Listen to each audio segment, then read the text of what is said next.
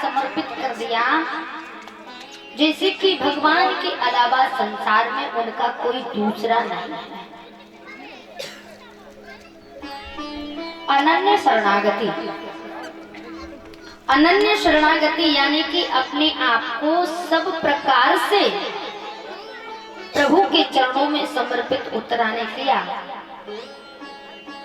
इस प्रकार से प्रभु ने उत्तरा के कृप की रक्षा की। आगे की कथा आती है। एक बार देवर्षि नारद कैलाश पर सती मैया के पास पहुंचे।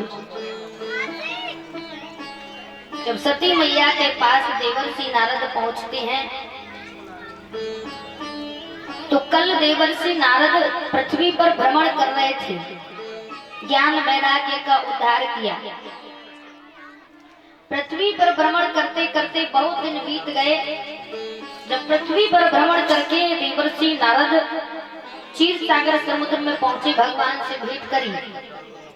भगवान से भेंट करने के बाद देवर्षि नारद कैलाश पर जाते।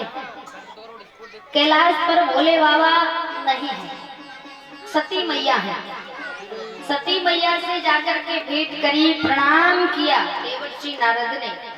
सती माता ने कहा, अरे नारद, बहुत दिनों में आए हो, इतने दिन कहाँ रहे तुम, कहाँ गए थे?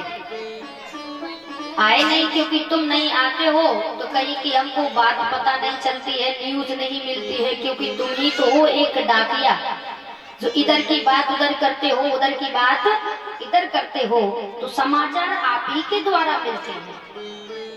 आप नहीं देते, समाचार भी नहीं मिल रहे थे, कहाँ गए थे इतने दिनों से? देवर्षि नारद बोले, मैया कुछ नहीं, बस ऐसे यहाँ मन नहीं लग रहा था। क्यों मन क्यों नहीं लग रहा था? बोले मन इसलिए नहीं लग रहा था कि आजकल कोई किसी से सच्चा प्रेम नहीं करता है। बोले सच्चा प्रेम नहीं करते? बोले हाँ, यहाँ पर सब मतलब से प्रेम करते हैं, सब स्वार्थ से प्रेम करते हैं, यहाँ पर कोई सच्चा प्रेम नहीं करता, इसीलिए मैं पृथ्वी लोक पर भ्रमण करने के लिए गया। सती मैया ने कहा, तुम सच्चे प्रेम की बात करते हो तो देखो मेरे कैलाश पर चूहे की और बिल्ली की कितनी बड़ी दुश्मनी होती है। यदि बिल्ली चूहे को देख ले तो उसे छोड़ती नहीं है, लेकिन मेरे यहाँ कैलाश पर चूहा भी है और बिल्ली भी है, लेकिन देखो दोनों में कोई बैर नहीं है, कोई भेदभाव नहीं है, दोनों एक समान रहते हैं। देखो ये है प्रेम। और सुनो, नेवला, नेवला जानते हो? नेवला नौरा को कहते हैं अपने यहाँ नेवला। नेवला और सर्प यदि दोनों एक दूसरे को देख ले तो नेवला सर्प को खाने के लिए दौड़ता है। सती मैया ने कहा, देखो नारद, मेरे यहाँ सर्प भी है और मेरे यहाँ नेवला भी है, दोनों हैं, लेकिन एक दूसरे को कोई क्षति नहीं पहुंचाता है, कोई कष्ट नहीं पहुंचाता है, प्रेम के साथ रहते हैं। देखो तुम कह रहे हो कि यहाँ कोई एक दूसरे से सच्चा प्रेम नहीं करता है, तो मेरे यहाँ देखो कितना प्रेम है। मेरे यहाँ तो पक्षियों में प्रेम है, तुम तो मनुष्य की बात कर रहे हो, और यदि मनुष्य की बात कर रहे हो तो नारद, मेरे भोले बाबा मुझसे इतना प्रेम करते हैं, इतना प्रेम करते हैं, इतना प्रेम करते हैं कि जब वो भोजन करते हैं ना, जितने निवाले को मुख में देते हैं उतने मुझे बता बता करके पाते हैं, इतना प्रेम करते हैं। देवर्षि नारद बोले, अच्छा? बोले हाँ, और तो और जितने भी वो भजन करते हैं, जितनी भी वो माला फेरते हैं, वो सब मुझे बताते हैं।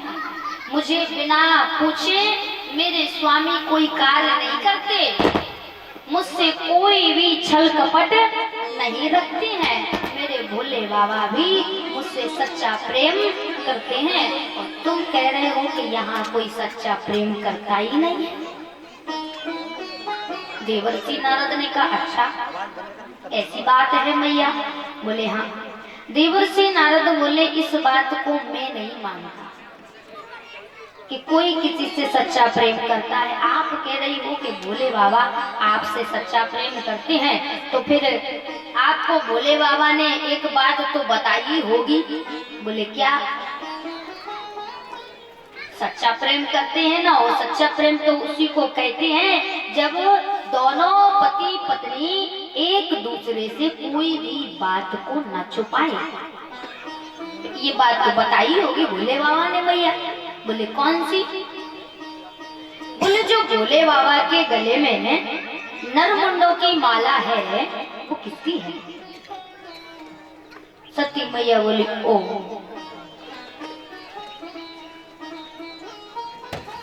लेकिन वहां पर बदल गई। पत्नी अपने पति की इज्जत को बचाने के लिए वो किसी भी हद तक जा सकती है।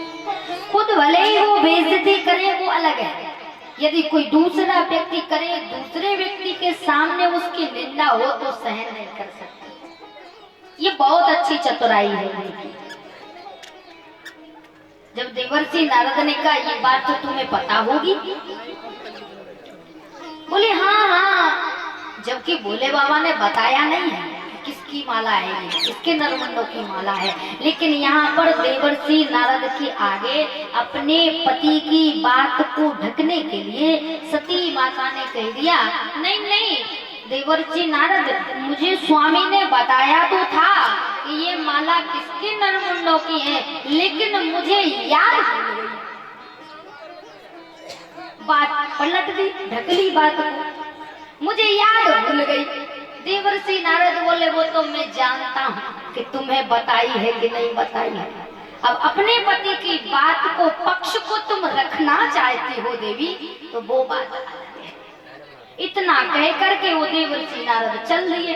अब महाराज सती मैया तो क्रोध के मारे लाल पीली, मुझसे कहते हैं कि मैं देवी तुमसे सच्चा प्रेम करता हूँ, सच्चा प्रेम करता हूँ, वो आज देखो तो मुझसे इतनी बड़ी बात छुपा ली। मुझे आज तक नहीं बताया कि ये नरमुंडों की माला किसकी है। आज देखती हूँ, आने दो, आज मैं तैयार बैठी हूँ लड़ने के लिए। अब तो महाराज लाल पीली आंखें करके और तैयार बैठी है कि भोले बाबा आए वैसे ही मैं देखती। देवर्षि नारद जा रहे हैं, उधर से आते हुए भोले बाबा मिले। अब भोले बाबा को दंडवत किया। भोले बाबा ने पूछा नारद सत्य सत्य बताना कहाँ से आ रहे हो? बोले कुछ नहीं, मैं कैलाश से मैया के दर्शन करके आ रहा हूँ। भोले बाबा समझ गए तुम गए होंगे जरूर कुछ ना कुछ करके तो आए होंगे। जहाँ नारद जाए वहाँ गड़बड़ ना हो, ऐसा तो हो ही नहीं सकता। सत्य बताना देवर्षि नारद, तुम ये बताओ कि तुम आज सती मैया से क्या चुगली लगा कर आए हो, सत्य बताओ। देवर्षि नारद मुस्कुरा गए, नहीं नहीं नहीं भोले बाबा, सत्य बताता हूँ, सत्य कहता हूँ, कुछ नहीं कहा मैंने, कुछ नहीं कहा। मैं तो बस मैया को प्रणाम करके चला आया, आप होते तो मैं बैठता, आप थे नहीं इसलिए आया। भोले बाबा समझ गए, वो तो मैं समझ गया कि तुम क्या करके आए हो। अब भोले बाबा से जाते जाते देवर्षि नारद ने कह दिया, भोले बाबा मैं जब आ रहा था ना तो मैया ने मुझसे कहा था कि अगर कहीं स्वामी दिखाई देना तो भेज देना, आपको मैया याद कर रही हैं।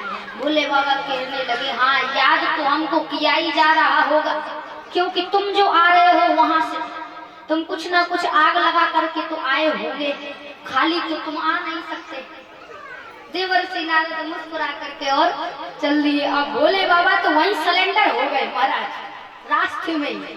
बोले कुछ ना कुछ गड़बड़ है, क्या करूं पता नहीं, नारद ने क्या बात क्या चुगली लगा दी।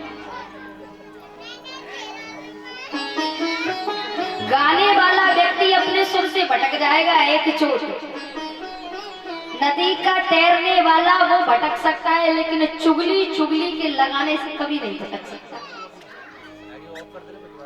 चुगल न चूके चुगली के चलाने से। बोले बाबा आ रहे हैं, मन में सोच रहे हैं पता नहीं बोले नारद ने क्या कर दिया, क्या कहकर आए हैं। अब महाराज सती मैया एकदम तैयार बैठी हैं कि आप आओ। मैं आपसे पूछूं। भोले बाबा पहुंचे। अब पति बेचारा शाम सुबह निकले बाहर खेत के लिए और शाम को घर आए तो पति आशा करता है कि घर जाऊंगा तो पत्नी एक गिलास या एक लोटा पानी देगी, प्रेम से बोलेगी, यही तो चाहता है पति। भोले बाबा सारे दिन के निकले, संध्या के समय घर पहुंचे और सोचा कि सती मैया प्रेम से बोलेंगी। अब वहां तो महाराज नजारा ही अलग था, दृश्य ही अलग था। भोले बाबा पहुंचे और महाराज लाल पीले नेत्र करके बैठे हैं सती मैया। भोले बाबा कहते हैं अरे देवी थोड़ा जलपान तो कराओ। कोई नहीं बोला, आवाज नहीं आई। भोले बाबा समझ गए गड़बड़ है, थोड़ी बहुत नहीं है, बहुत ज्यादा ही गड़बड़ है।